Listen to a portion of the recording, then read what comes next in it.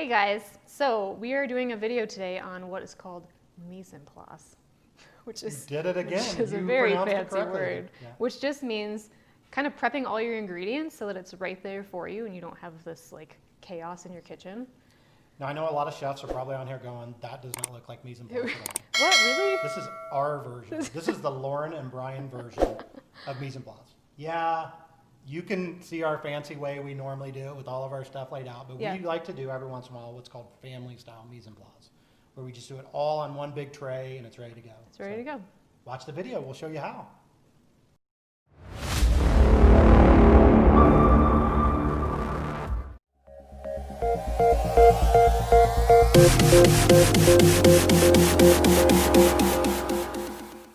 Hi everybody, welcome back to our kitchen.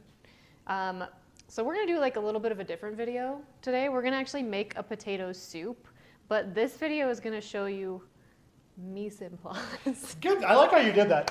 Hey, let's do that from now on. Mise en place. This is our new greeting.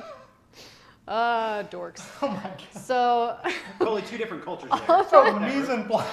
we're all about That's French, combining and we're all doing, yeah, that's French, isn't it? It feels very like, Okay. Anyway. You pronounce that very nice, though. Thank you. You know those little Had some programs on practice. Google where they actually, you can say, how do you pronounce mise en place, and somebody will actually read it to you? Yeah. I did that this morning. Oh, thank goodness. Well, now we know we're doing it right. Okay, so mise en place is important. So maybe you can explain what that means. So mise en place is one of the first things you actually learn in culinary school, and it means to set everything in its place, I think is the literal term. Okay. But it's kind of like about organizing your food before you cook it, because a lot of times this is what you have everything here and you don't have all your right tools and everything. Yeah. What mise en place is all about, and you're going to see some other pictures on here of different ways to do it. A lot of times when we're doing it for a restaurant or catering event, we'll use a lot of tools like these little things for seasonings. Yeah. We'll use cups. You'll see them, like when you see restaurants, the chefs will come in earlier and they'll use like the little plastic kind of things with lids on them, and they'll be all prepped. So it's basically prep. Yeah. And so I think that's really important, especially for home cooks. It can be so overwhelming sometimes to cook in general, even for us. Yeah. I mean, even for us. So we like to really prep. I'm really good at mise en place, as you can attest for. Like I literally usually always here I when have I things get here. set up. Everything's done. So I thought it'd be fun to do a video on it, but the kind of mise en place I like to do at home, I call it family style mise en place. Okay. I like to take like these giant Here's a platter. platters like this. And I like to get all my ingredients measured and set up like on this giant platter. I thought that'd be fun to do today. Yeah, I think that's great. So we're doing potato and bacon soup, which, by the way, sounds amazing. I can't wait to try it. But they're going to have to wait till another video to try that. Yeah. So what do we need to do for this recipe, Lauren? I'm your sous chef today. All right, cool. So why don't we start with the veggies? So we've got, we estimated 3-ish pounds of potatoes. 3-ish pounds. And really, like anything else. Okay. So are we gonna? I've got a potato peeler out and not. What are we gonna do about that? So, viewers, it's up to you. If you like to peel potatoes, if you don't like the taste of the peel in the actual recipe, it's really up to you. I don't typically, for recipes like this, where I'm just gonna be kind of like mashing it into a soup anyway. But why don't we just show them like peel one of them? Okay, I'm on the same page. I like the peel on the potatoes, but let's go ahead and peel one of them, and then what else we got going? Okay. So I'm gonna peel one, and then I'm just gonna cut the rest. Do you want these like what size of potatoes are we doing for this? Let's just like chunks. Okay. Yeah. Are we gonna like? We're gonna cook it down and then mash it, so you don't need them to be too small. Sounds good. Just enough to cook. Okay. I'll work on these potatoes and. Okay. We're also gonna use some carrots, just a few, like these cute rainbow carrots. Okay. And I typically don't really peel my carrots either. I don't think we should peel the carrots. I like the carrot. There's a lot of nutrients in the carrots. There are. I know a lot of people really like to peel like all their veggies and stuff, but there's so many nutrients, and if you buy good vegetables, which I do, there's so many good nutrients in the veggies, and there's really no need to do it unless you just really want to. Just cut off like any bruising or and it whatever. doesn't change the recipe. It's just gonna make it maybe like a little less rustic, I guess. Little. Would be the word? I don't know. Like, is that what you would say? I like it. Yeah, less that makes sense. Rustic. Okay. Which, to me, I like it rustic. So, all right. So So again, we're gonna do carrots and potatoes. I'm not doing like super tiny chunks because this is a soup, right? So it's gonna heat up. They're gonna cook, and then we're gonna basically just mash it There goes anyway. one potato. Oh man, overboard. Do you ever remember the restaurant One Potato Two? Oh. Do you remember that restaurant? Almost lost a Lauren? finger. No. There was a restaurant here? called One Potato Two. It was like a fast food place. What happened to it? And I think they've been gone for a long time. Oh. But you used to go in and they'd have all these potatoes already cooked ahead of time, like hundreds of them, and they had like 27 toppings. I don't know that amount. I'm just saying they had a lot of toppings that you just went in and it was like a hot plate, like a, you know how they have, you go into like Chipotle or whatever and there's like a hot tray in front of you? Oh, yeah. They'd have all these potato toppings. Oh, And nice. you go in and you tell the person behind like how you want your potato my done. potato, and yeah. they literally like do your potato in front of you for you. That's It cool. was kind of cool, I thought. So next we're going to do an onion. You do want to remove the peel from the onion. Thanks for clarifying that. Yeah, let's not just throw that in there. Let's move the Look what made another appearance today, Lauren. tofu The knife. tofu knife. Yeah, so that is really the star of the show. So, other than mise en place, I mean, learning how to use a knife is probably the next most important thing in cooking. I mean, really. Okay. So I think that's the next thing, which we might do another session on that, which I'm real big on using knives properly. There's, you know, and so you'll kind of see different ways we cut and stuff like that. So I'll do a thing on like knife skills. That would be maybe good. later. Brian is professionally taught. I am self-taught knife user. So I'm gonna start taking some of this stuff off of here, and that's okay because that's what this show's all about. I mean, Lauren's an amazing cook and professional, and we all have our own skills. But you have good knife skills too, Lauren. Well, thank you. Yeah. I fake it till I make it. Other than about to cut your finger off right there. And your knives are actually sharp, whereas They are mine sharp. at home are not so much. And the reason they're sharp is You have a fancy knife sharpener. yeah. So when we talk before we do our recipes, this is typically how we talk. So what we're gonna do today is cook some refried bean soup. This is like literally the sound in the kitchen most of the time, right? Get in the prep. Yeah.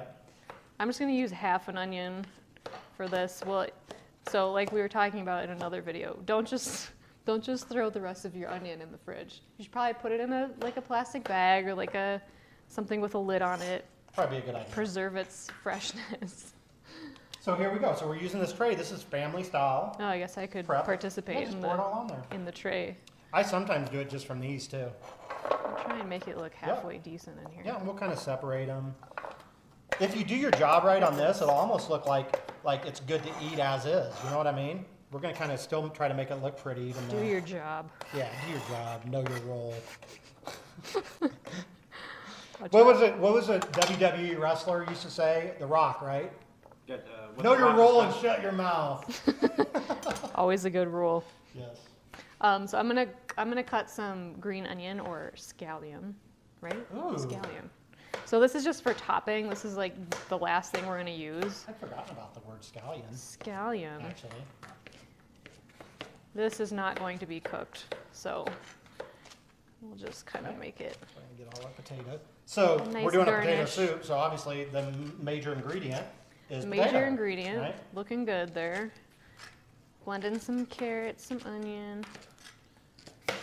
Now you guys probably will be seeing all this chopping at warp speed because Kenneth Magic Sullivan will probably be editing this to where it's like it looks like we're going. But just We're just that good. Whoa. yeah. Whoa. Lauren said I have good knife skills. Wait till you see how fast I can actually cook potatoes on this video. Or I can That's actually right. cut potatoes. I'm gonna put the.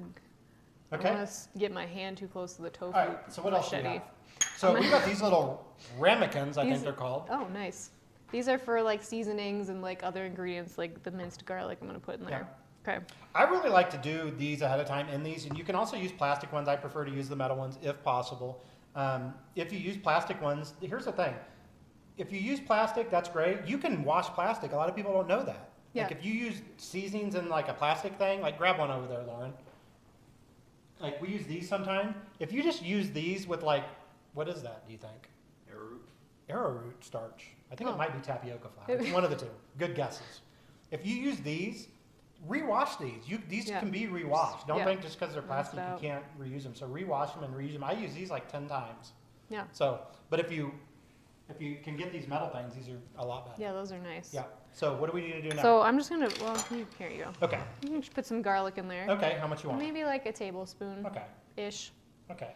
Okay. There's a tablespoon of garlic. We're just gonna start loading this up right There here. you Okay. go. We're gonna use some paprika, Okay. How much which of is that you want? also really just for the top. How much so of this I do don't you know. want? Let's do like a teaspoon. I'm gonna use this. Oh, Okay. going all in. Yeah. Okay.